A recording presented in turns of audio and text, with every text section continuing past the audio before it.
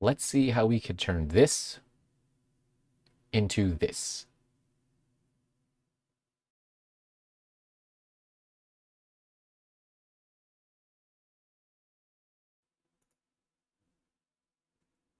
Okay, so here's a file I downloaded out of my online banking portal, and we're going to use this to create the initial file. So they come in different formats, but what we really need are three basic columns: the date, the transaction details, and the amount.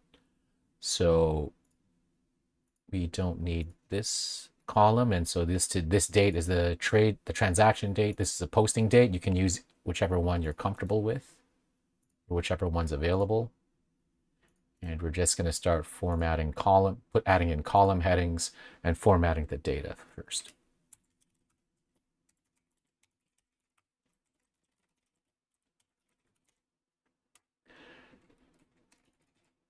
From here, we're going to also add in additional columns that we'll need for classification purposes. So just account, an amount. I'll get into this later. Why do we need two amount columns? Category 1, subcategory, miscellaneous details, and transaction type. We'll add in a few placeholder columns.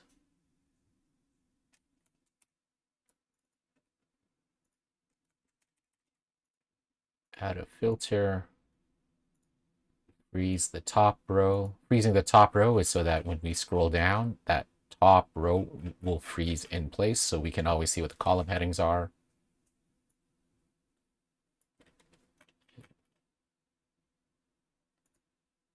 Add in some borders. Here we go. I like to highlight this in a different color just so I know that this is stuff that was manually added. This is kept in its raw form. I do not like touching that. And this is where we can start manipulating the data.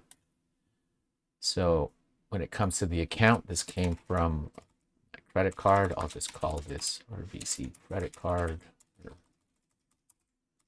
Visa. So when it comes to the amount, the initial amount that comes out of your records, for me, it came out as a negative value for an expense, but generally I want to see this as a positive value. So I'm just going to flip everything around. Equals negative,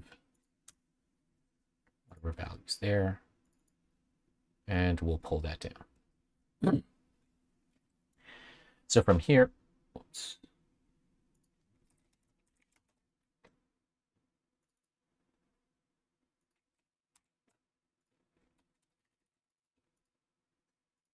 So from here, now we can just start labeling each transaction. So this was the wine rack. For me, I'll call this food, foods. I don't need miscellaneous details.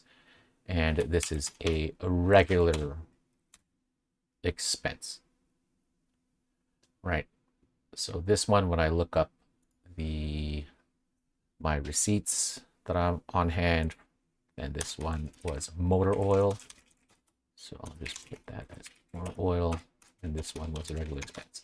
You can just wash, rinse, and repeat through each of these. I'm not going to bore you going through that. I've already done it already. So what I will do is just fill in all those details now.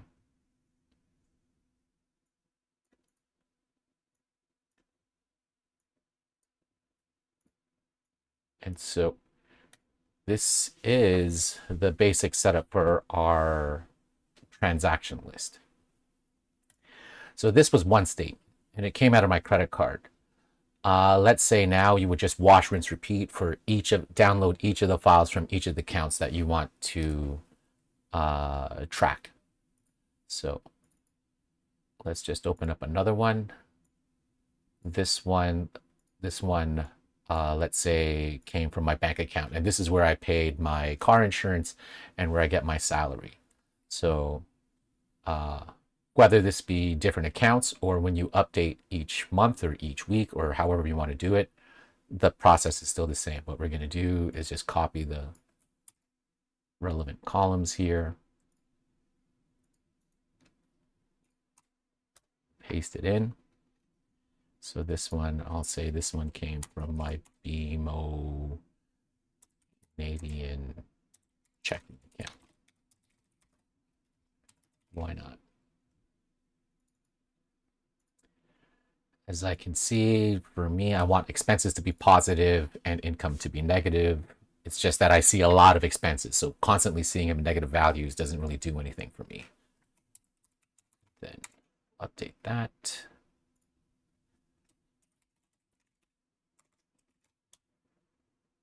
Actually, no, wait. Insurance, Ford car, regular. This is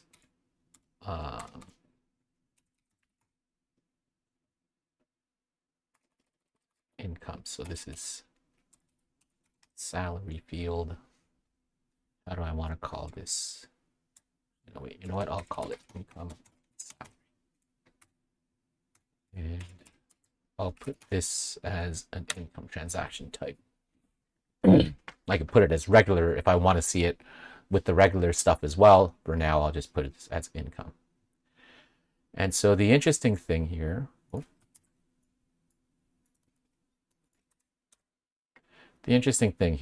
I'll show is like this car insurance I do annually, but I might want to amortize it over 12 months. So I might just want to put this as a monthly. And how I'm going to do that, let's just insert for the 12 months. And I'll just start making things up. I just want to show it on a monthly basis. So this was May 2023. I'll just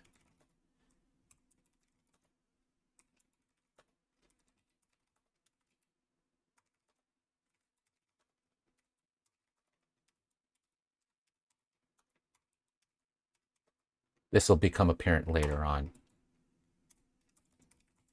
So there we go. Now, our insurance each month.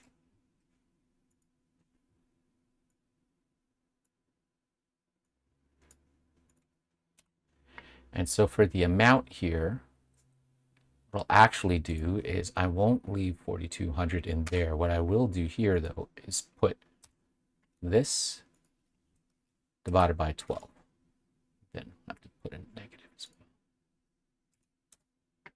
So then this is basically I'm paying $350 a month for my car insurance. Just lock the cell. And then I can bring that down.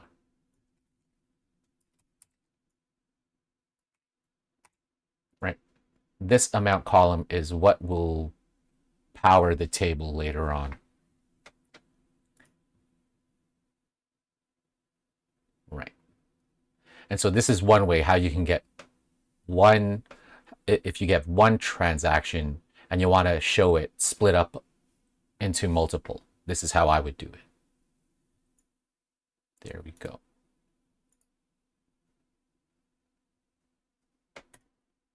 And so this is the basic setup for the transaction list.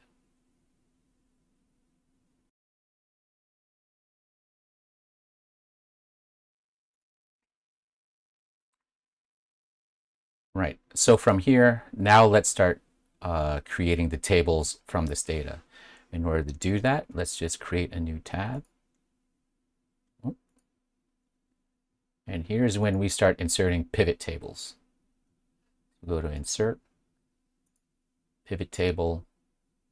We have to select the data that our pivot table is going to be based on.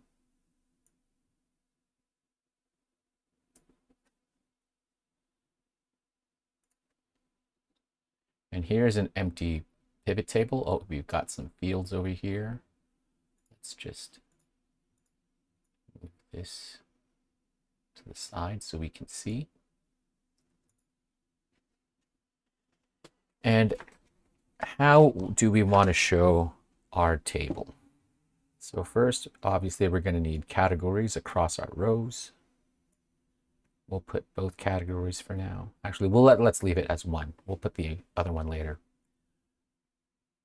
And then we want our amounts. So throw them into values.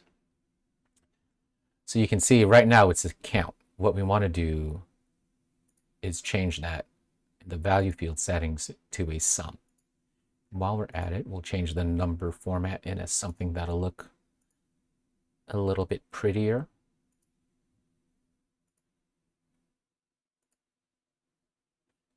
And not only do we want the amounts, now we want to have it broken down across the columns by the date. So now we put the date over here in the columns. And we can see that the dates are summarized by the day. We probably don't want it by day. What we want to do is then group them by the month and the year. There we go.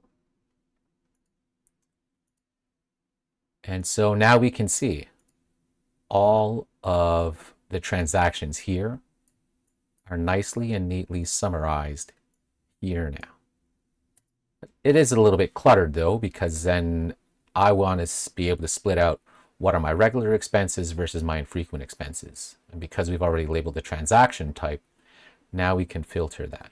So we'll take the transaction type, drop that into the filter categories. And so now, instead of showing me all the transactions summarized, I only want to show transactions that have been marked as regular. And there we go. So now all of these are my regular expenses. From here, do I really want to see the grand total columns? Maybe, maybe not. For me, I don't. So I'm going to turn off. Actually, I'll leave this. I'll turn off the grand totals. And so here we can see this is the category 1 summarized. Now let's throw in category 2 so we can see what happens. Because we've also labeled category 2, now I can see the breakout of things like food across, did I eat out? Did I just go to the LCBO or the wine rack? Or did I go buy groceries? Right? In terms of my life support category, I have a phone bill and I have a public storage unit. Right? So instead of seeing just the life support total, I'll be able to see the breakdown here. And whether or not I want to see the subtotals for it, this is where we can turn on and off the subtotals. Right? For now, I'd rather not.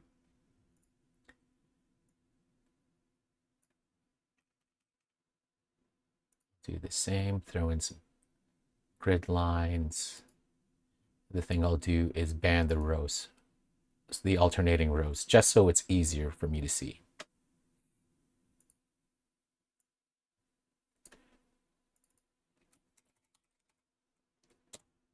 So those are my regular expenses.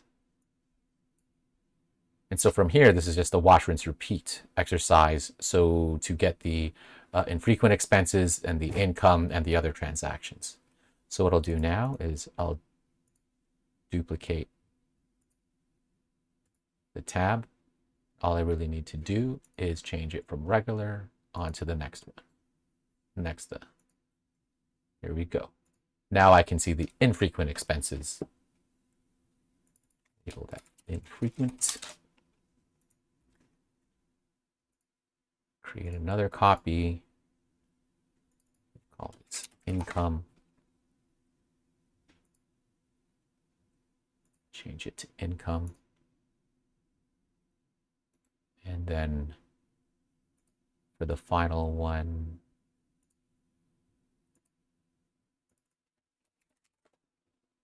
for other.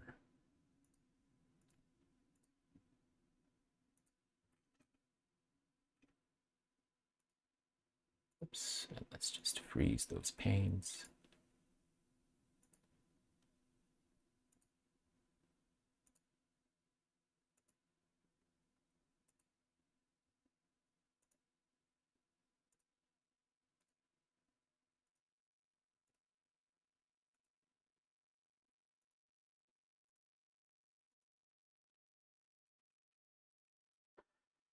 And it's basically as easy as that.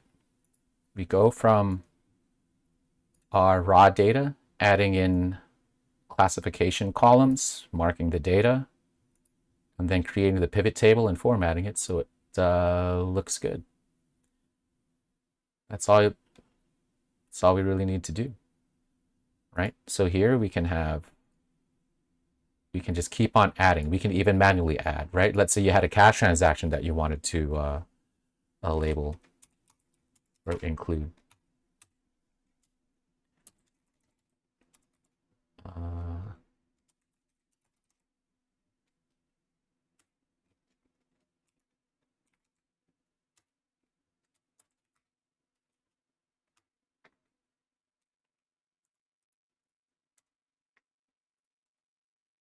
And then what shall I put this under?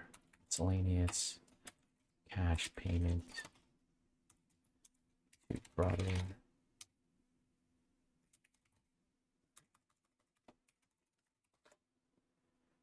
Right. And so if I look at the infrequent tab, it's not here yet. But what we want to do every time we add something new is go to data, then hit refresh all, and then here we go. There's the cash payment.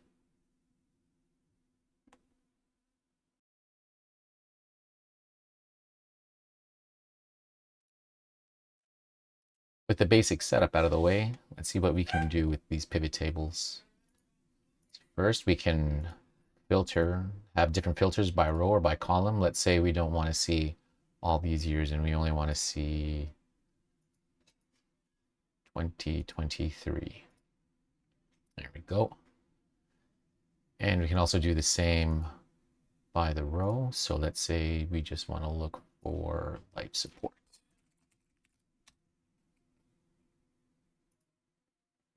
It's like that, and it just shrinks it right in. You can also adjust filters by selecting and then right-clicking like that.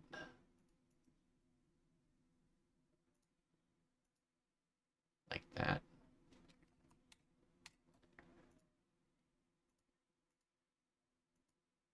If you click on either the category, depending on which category 2 or category 1 you pick, you can also hit this filter.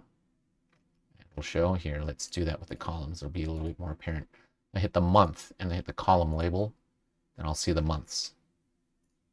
If I hit the year and hit the column label, then I'll see it by year.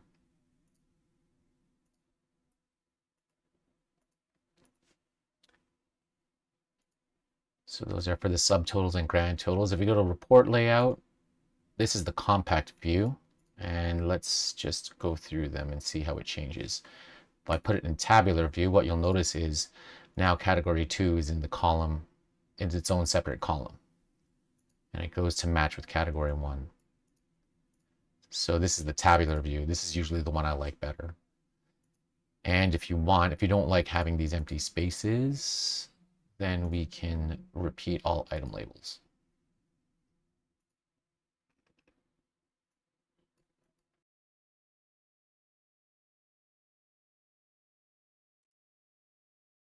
Suppose you wanted to start a business, but you had to pay out of your personal account for a little bit before you could set up business accounts. So I've added a column here called work. And anywhere that there was a transaction that was work related, I simply marked it as yes.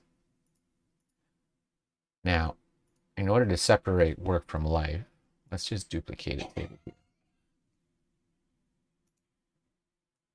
Actually, let's prepare this table. So right now, there are going to be a number of transactions that are work related, let's say. And let's say we want to separate that out from this table, which is meant to be for personal expenses. In order to do that, let's just show our field list again. And then now for that work column, we want to filter things that are not work for our personal expenses. So we just drag work into the filter column. And then work, we'll set it as blank. We don't want to see work related items. That'll remove that there. And we'll duplicate the tab. We'll call it work. And now we'll just switch it, the filter from blank to work yes. And now I can see, and if anything, we'll just relax that one. And now I can see all of the stuff that I paid for out of my personal accounts that was meant for work. This would be quite helpful if you're an entrepreneur.